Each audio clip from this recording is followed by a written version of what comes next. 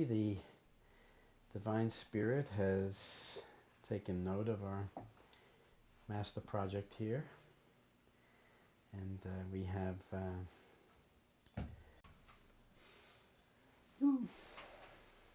It's going to work. It's going to be fine. What's happening in the world today? What is it that's going on? I look out my window. There are wars that I'm not interested in. There are people starving, oppressed. There is injustice in a place known to call itself liberty.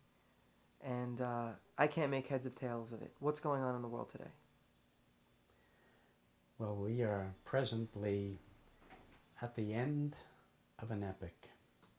We are passing through a vortex in time and space, a vortex that has been traveling and accompanying history from the very moment, from the very beginning of creation itself. We are now at the final stages, passing through the final stages of a great epic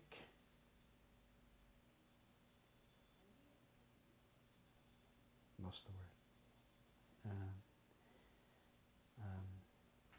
Go back. No problem. Okay.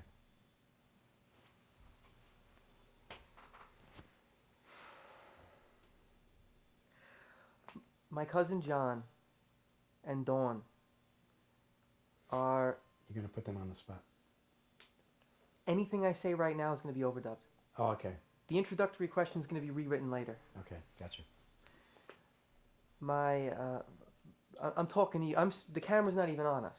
Oh, Okay. okay. I really want to understand. Okay. I really want to understand. Okay. Because I still don't fully understand. My cousin John and Dawn, for example, they're in a state of awakening, sort of, right? My cousin John is 40, so he's half my mother's generation. He's half my generation. He caught the tail end of the 60s and the early 70s, but he was really a teenager, a child almost, and he's been skeptical of our country's policies, and he's been involved in more of a political questioning as opposed to a spiritual questioning. But nonetheless, he is a spiritual person, and he and Dawn. I'm just trying to set the stage a little bit for because Sure. I think they're a great example of two people who are caught in the middle. They turn on the TV, they don't believe what CNN is telling them, right? They open the books, and they do believe what God is telling them, yet they're struggling to swallow that concept, and they don't understand what's happening. They're on that verge. I mean, they're here right now, and it's your moment that you can actually infuse them with that crystallization that allows them to go because they're on the verge, right? Some Bible-toting fundamentalist who sits down is that's it. We're not speaking to them because they're not going to accept all today that Adam and Eve were not the first human beings, and that God didn't create the universe in 7 days. But John and Dawn are there, and they're ripe. They're ripe for the sowing of the seed. What, Michael? I'm John. I'm Dawn. What's going on? What is this? What's happening? Well, human history, indeed, mankind himself, is passing through a vortex in time and space. A great manifestation of divine unfolding in the universe. This is a story that is coming to its completion, one whose script began to be written in the Garden of Eden approximately 6,000 or 100 jubilees of years ago, 120 jubilees of years ago. But actually, the story began epochs and eons and eons of times ago in the moment of creation itself. We are now passing through a vortex of time that has been accompanying the history of the universe itself from the moment in which the world has come to call the Big Bang. But those of us and those in the world who are studying these traditions and these ideas from the discipline of study which we would want to stay focused on throughout this conversation, the sacred Kabbalah, those who study in that tradition would like to rather use the term the great emanation. But what does this have to do today? Well, what it has to do today with, let's just return to the scriptures. Let's resort to the scriptures. It says in the book of Revelation that I beheld a great wonder, a woman clothed in the sun. And it says that she, being with child, cried, travailing in birth, and pain to be delivered. What we are experiencing in our time is the fruition, the completion of an event that began 15 billion years ago, when before the creation of the universe, when God was united in their singularly conscious form, when the Divine Father and the Divine Mother were simply one universal form of consciousness pervading the universe that existed prior to the universe which we know. But we can't understand that because we can No. only speculate about that No. because they're still, in fact, they still in fact are the all-pervading consciousness of the universe. But at this, Yes. this is just some unfathomable existence. In the Kabbalah, we use the term Ein Sof. Ein Sof is that term which describes the undescribability of God. Before creation, in that state of existence where God existed before creation, it is beyond our comprehension. It is beyond our ability to even limit that realm where God dwells eternally to our own finite ideas. So it's a fruitless exercise. We can imagine what it is that God looked like, sounded like, acted like, felt like, whoever they were, prior to the moment of creation, but it will all be pure speculation, and it almost always will be. But in fact, I believe astrophysicists and scientists of today can, through the use of advanced readings of radioactive remnants that are scattered throughout the universe, trace the point of the Big Bang back to within a billionth or a trillionth of a second, but as they approach that singular point of emanation, everything begins to break down. They cannot solely and definitely engage the face of God. no, because the face of God is incomprehensible, save that part of themselves who are singularly one, in which they were willing to reveal. And that which they were willing to reveal is the sum total of all of existence as we know it. When God, who is the energy, the force, the mind that pervades the universe in which we know it, decided to create, decided to descend, decided to create some part of themselves in some other part of themselves with which they could communicate with each other and with which they could find some satisfaction, in which they could exercise their own creative energies, they began to think in terms of the universe in which we live. And before the moment of creation, between the two of them, they devised a pattern. Now, whether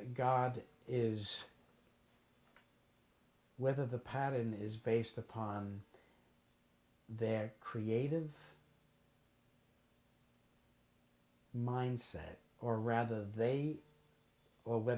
God themselves were bound to the limits and to the structure and to the laws of this pattern itself, is again beyond our ability to speculate. But when the pattern was formulated in God's mind, and perhaps we might even say that the pattern itself is God, that they who were one, who were joined together, realized that they must now part. And in order for that which is pure consciousness to transform itself into what we know as the material universe, there had to be a descent from that which is above and that which is purely conceptual to that which is phenomenal. And in the Kabbalah, the idea of Zimzum formulates itself in our thoughts, in which God retracted themselves from a certain space in that universe in which they dwelled in order to fill up with that which we associate with negative energy, that which we associate with the phenomenal universe of pure matter as we know it. So when the space was vacated, then God, who is pure light, God who is pure fiery brilliance, God who is pure thought, emanated themselves across that point in time and space, and that which was invisible immediately passed through the crucible of the moment of creation itself and transformed itself into matter. I think what you're saying to me is that, or what we may in fact be leading into is the creation myth. But before you do expound on that, what does that have to do with the state of the world today? Well, it has everything to do with it, because the epic design which we are witnessing as it unfolds before our very eyes, that design has its basis in the pattern that came into existence at the moment of creation itself. You're saying there's a meaning? There is absolutely a meaning, and the meaning reveals itself in that moment in which the Divine Mother, as we came now to know that part of God that descended into creation, left her place in the heavens, descended through the moment of the great emanation, descended into matter, descended into the lightest aspects of matter, began to clothe herself in the forces and in the dimensions of the emerging created order. And as she descended from the lightest elements to the very epochs of time that created out of these great stellar epic events in the heavens, heavier elements from lighter, and then even heavier elements, and then finally heavier elements, until the necessary amount of heavy matter was created. They then took this matter in ways that science is very familiar with in our time, and formulated the solar system in which we live, the planetary system, this that revolves around this central concentration of divine energy, and eventually the planet Earth took its place in the spheres that circle this point of light and life that energizes the process of life itself. And it was finally in the interaction between the sun and the earth that the very first sparks of life were generated on this planet. And the very first amino acids, the very first particles of life began to assemble themselves in a pattern that we are now discovering is an exact replica of the pattern with which God used to create the universe itself. Which is what? Which is the tree of life. Which is the structure and the dimensions of this very ancient symbol which God has been handing down for thousands of generations into the 20th century. And it is in the 20th century that we are now beginning to unravel the ideas, the puzzle as it is. And we are beginning to see how all of the pieces of creation fit back perfectly together. And that's not solely, of course, within the sciences, but, of course, looking at the sacred scriptures from all of the world's various faiths and reconciling them one to another and bringing in, of course, the newer understanding of quantum and astral physics and chemistry and biology to sort of put back this story into place. Is that what you're saying? Well, we're relating it to the things that are actually unfolding in the world today. You see, because that part of God that descended into the phenomenal world descended into the very first sparks of life. Those sparks of life evolved through the symbiotic process of chemistry, biology, geology, to give birth to all of the life forms in which we are experiencing the earth, of which we are an integral part.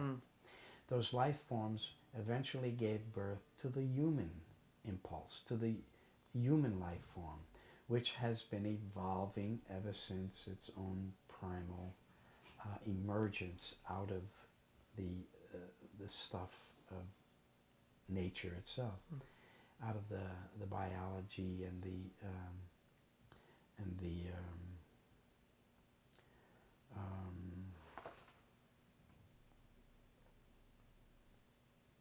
stop. Let me go back. I think I can put this all back in. Go ahead. Just Okay. continue. Okay. I just want to start over again. No problem. Because Take I the wanna- glasses off Okay. I want to. because we I can't wanna- see your eyes. Okay. I want to put it back together again, and I want to tighten it up. Wait, what? Something just happened. I just lost your mic.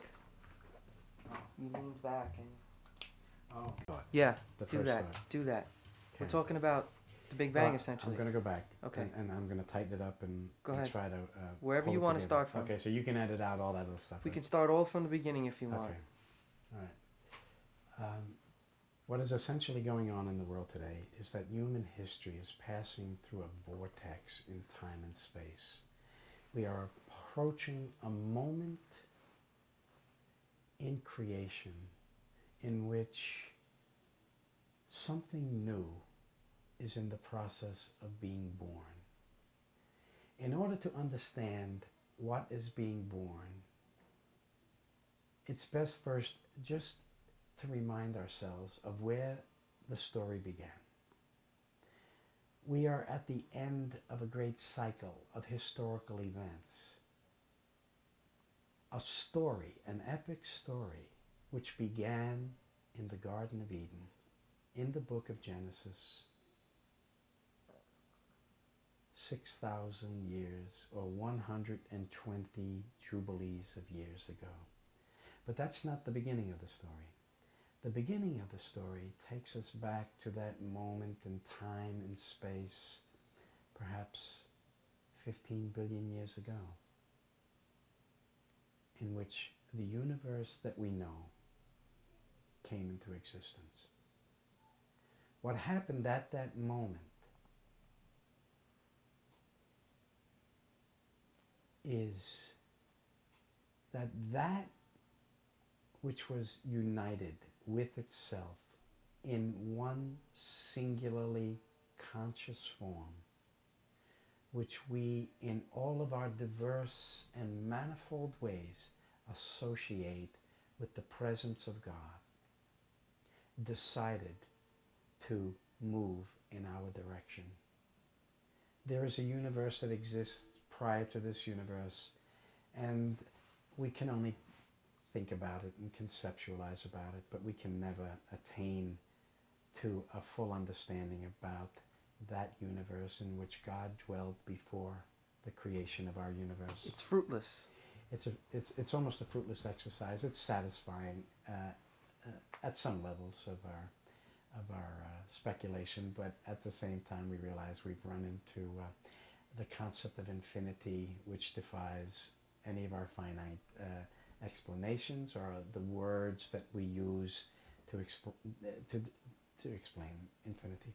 But what happened at that moment in time and space, which we associate in our time with the Big Bang, but which those who are studying in the discipline of the Kabbalah, a discipline of study with which we will involve ourselves in this conversation, we would like to rethink in terms of a great emanation of divine manifestation happened at that moment when God, who was united within their own singularly conscious form, decided to use the simplest terms to create the universe in which we live. Before this moment, which we call the Great Emanation, the pattern of creation itself was already conceptualized in the mind of God. That pattern is the basic dimensions and the structure of a symbol with which we in our time are becoming refamiliarized with. And that is the structure of the tree of life. It's a pattern that reveals the mind of the universe and the mind of man and how they interact. And this symbol of the tree of life provides the pathways, the structural pathways that ignite within us a means of opening up our consciousness to unite with the divine consciousness. And it allows us to interpret the things that are manifesting and unfolding at our present time in history. And what is happening is that when we read in the scriptures, we see that which began at the moment of creation is now unfolding in the consciousness of the planet. And we read in the 12th chapter of the book of Revelation, it says, I beheld a wonder, a woman clothed in the sun. Well, who is this woman clothed in the sun, crowned in the majesty of the universe itself? But she is the divine mother. She is the feminine manifestation of God's presence. She is the creative energy of God itself, which in the moment of creation manifested herself across the vortex of that event. She descended from that world above, in which she was joined to her own divine consort. The Tao. The Tao, yes, they were one. And she then emanated into existence, descended into existence, and clothed herself in the garments of the forces and the dimensions and the material forms with which the two of them used to create the universe. But again, how does that relate to me today? Well, because you see, it is the Divine Mother who, when she descended into a phenomenal universal material form, she began a process of descent from the divine to human consciousness that resulted over great epochs of time with the formation of the solar system in which we live, and finally the planet Earth, out of which every one of us find our life. The Divine Mother descended. She became, at the moment of creation, which is why we associate her with that concept of God known as Elohim. She is the manifestation of God's presence in the many-fold forces, ideas, concepts, life forms that... How about we continue along and say even human events, human invention, human thought, human philosophy, human fairy tales, epic stories, in fact, are inspired through man's mind from the mind of God, just so that we can, in fact, read these stories and understand that we are actually playing our part in this great divine epic story. Yes, indeed. When she descended into material form, and as she descended, and as she passed through the earliest stages of the development of the universe, constantly descending from the lightest elements to the heavier elements, to the heavier elements, she always brought the idea of the Divine Father with her. And the concept of the Father and the Mother, which are now revealed in the process of duality, because when the universe was created, there was a split in divine consciousness. And the very idea of Father and Mother, negative and positive forces came into existence. The light spectrum came into existence. All of the dimensions of reality came into existence, and even though they have their root in the monad, in the concept of oneness, they begin to take their form in the universe in the idea of duality, negative and positive forces. So in these two forces, not only will we discover later on in history the two sides of the oracle, the tree of life, but we will see that the idea of above and below, the very idea of Father and Mother, is now descending into the consciousness of the universe. To all of a sudden there's this point in cosmic history where the sun is now in the process of formation. And around the sun, around the spheres with which adepts and mystics and Kabbalists and all of the students of divine sciences will concern themselves later on, in the concept of those spheres will emerge the formation of these planets.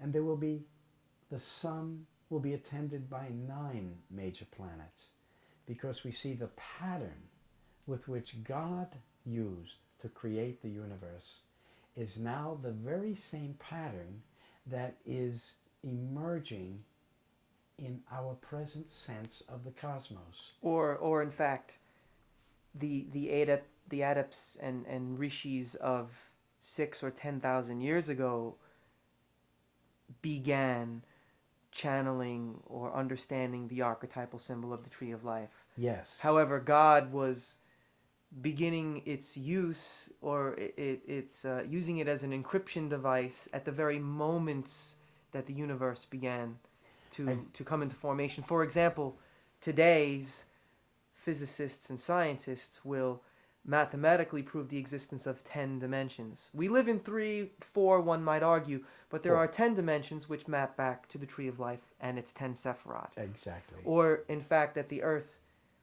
is one of 9 planets revolving around a 10th sphere, or Yes. 10 Sephiroth. Yes. And so, from way back in time, before even man inhabited the Earth and the Earth was even coming into formation, God was using or abiding by this law. The structure of the oracle. Okay, the Yes. structure of the oracle. Yes. Why would God bother creating the? Science Well, kind of limiting for God. Well, because the scripture says that God created by number and by weight, and by geometrical pattern, by laws, by physical laws, with and through which, when we discover God, who is purely invisible, is revealed.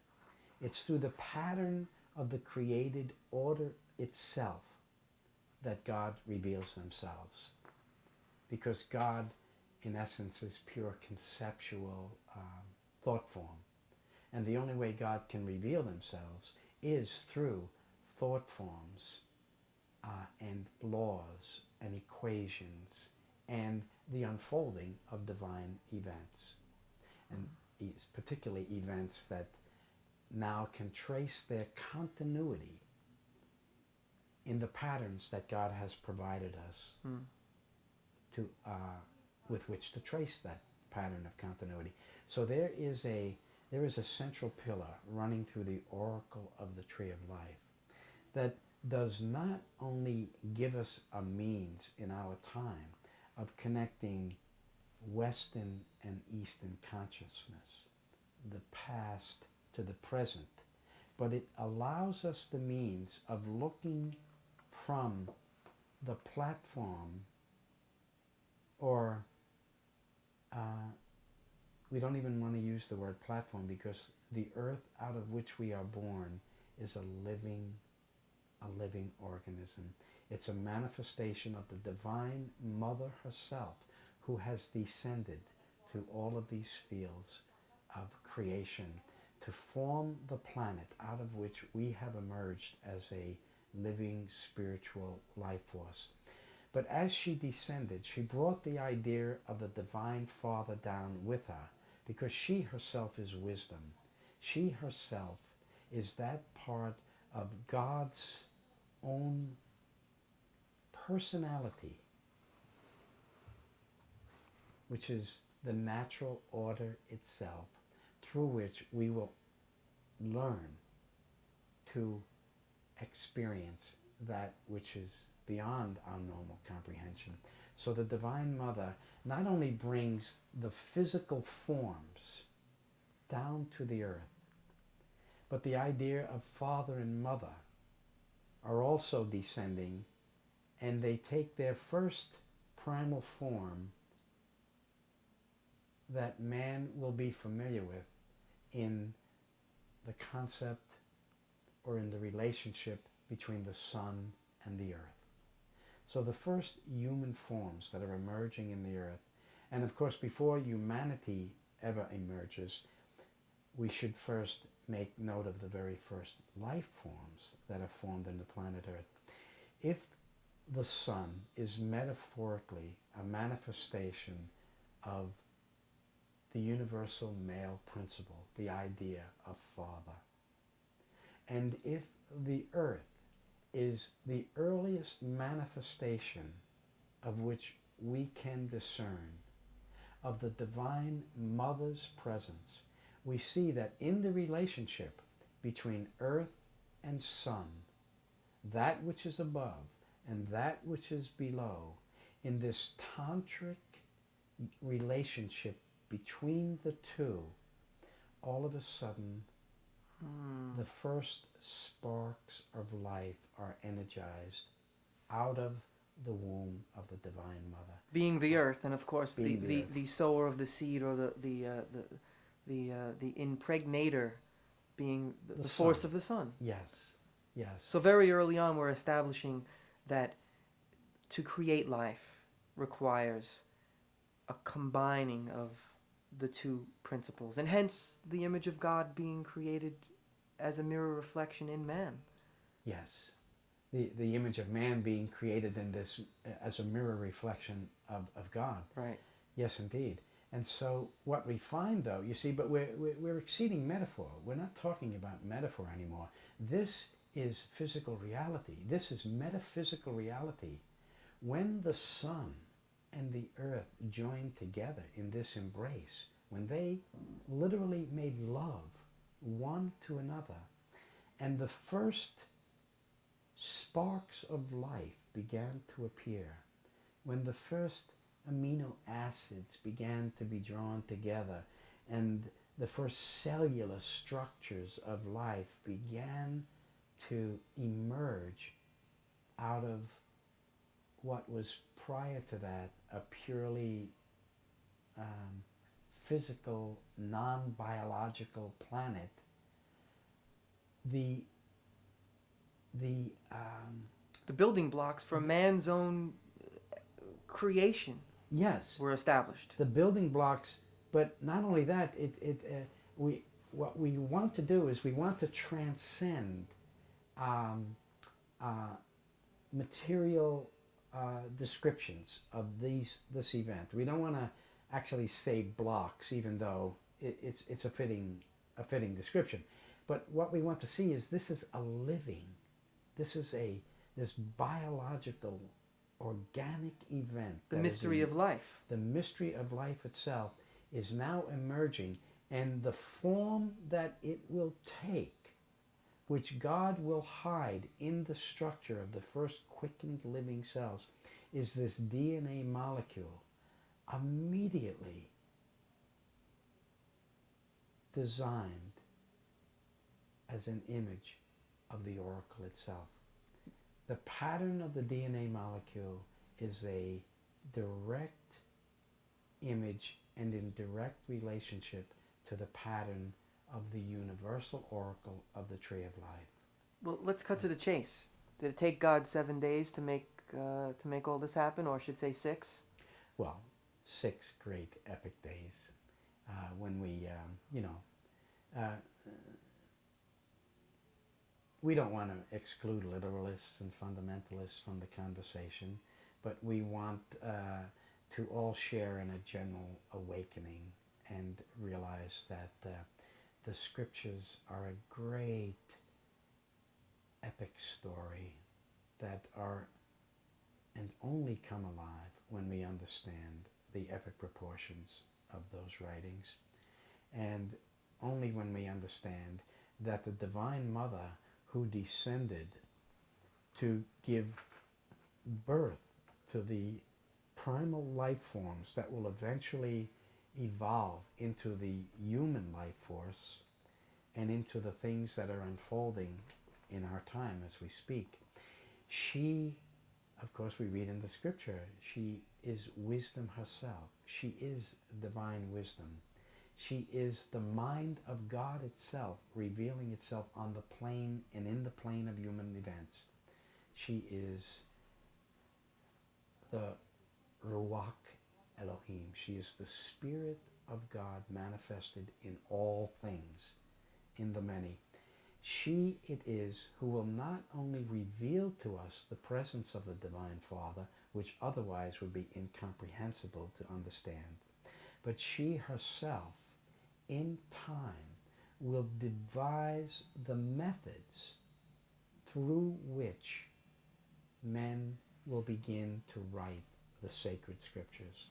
She will devise the stories, she will devise the allegories, the metaphors, the parables. That's why the scripture says that the kingdom of heaven is like a woman who hid leaven in 3 measures of meal. This woman, of course, is the Divine Mother herself in her manifestation as Sarah, the wife of Abraham. Well, where do we get the story? Well, we imagine, only to our own shortcoming, that this story is not older than the Torah itself.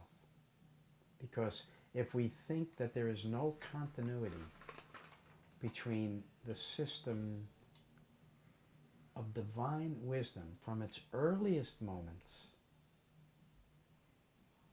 to our own time, then we fail to see the continuity of truth as it has emerged in human history and as it is revealing itself in human history.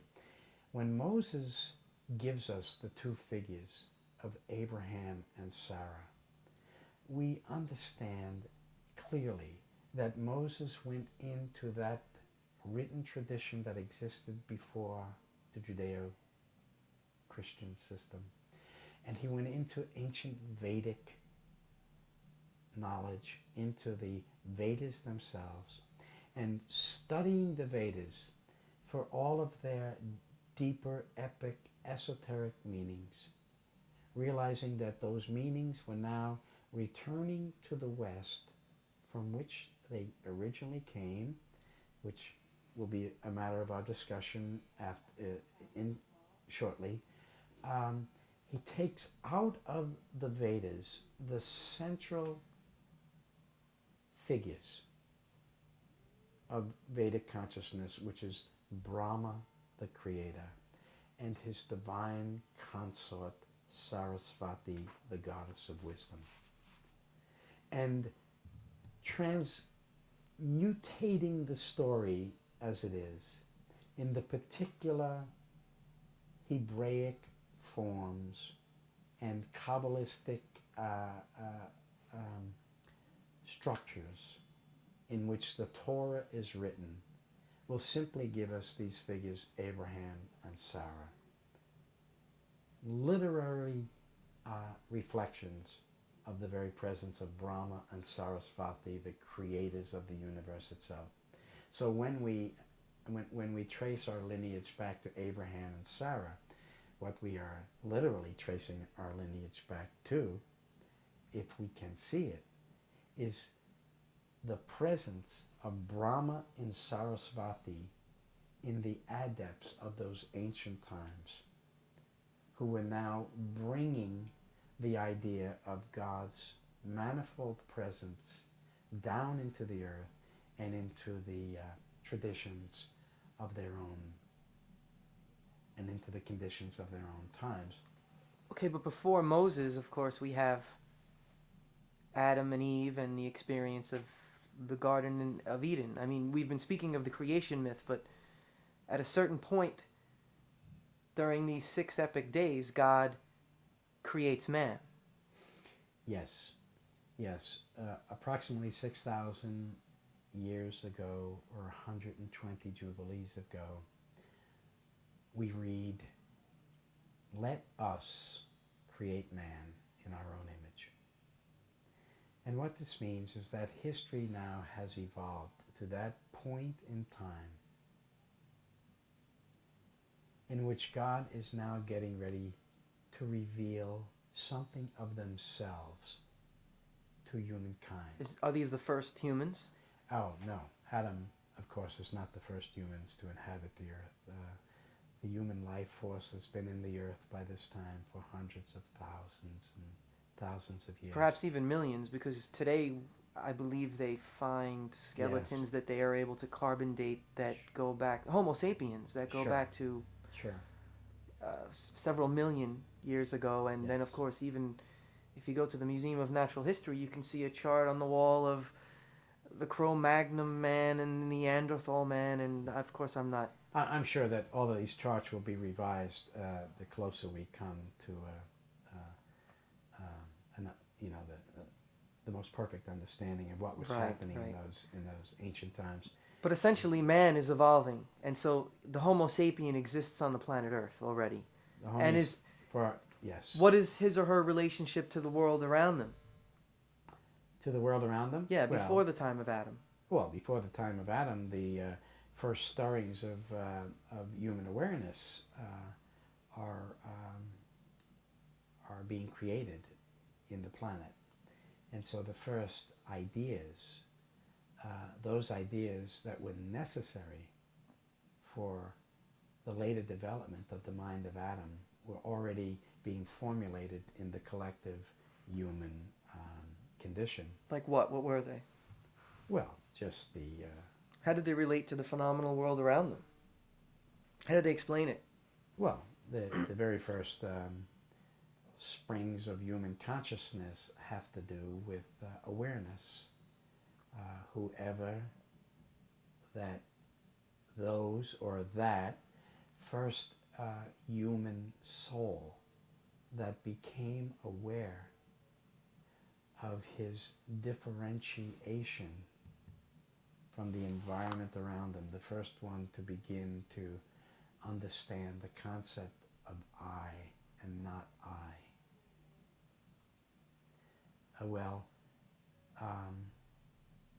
What were the conditions in which those thought forms emerged? Well, it had probably to do with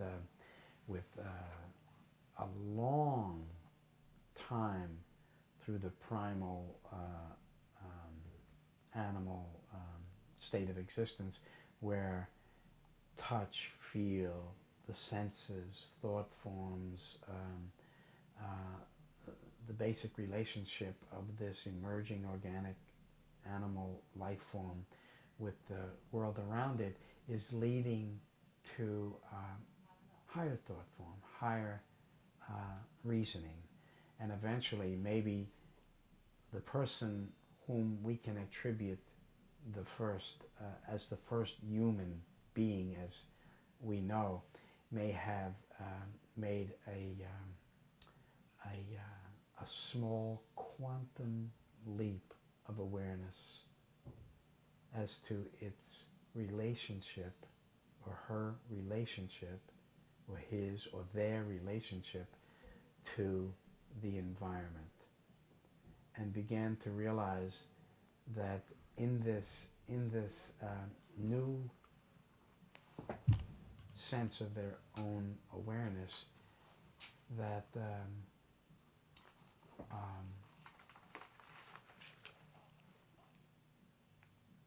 okay, you can edit this out, right? We got Yeah. Yeah. And as a matter of fact, I have to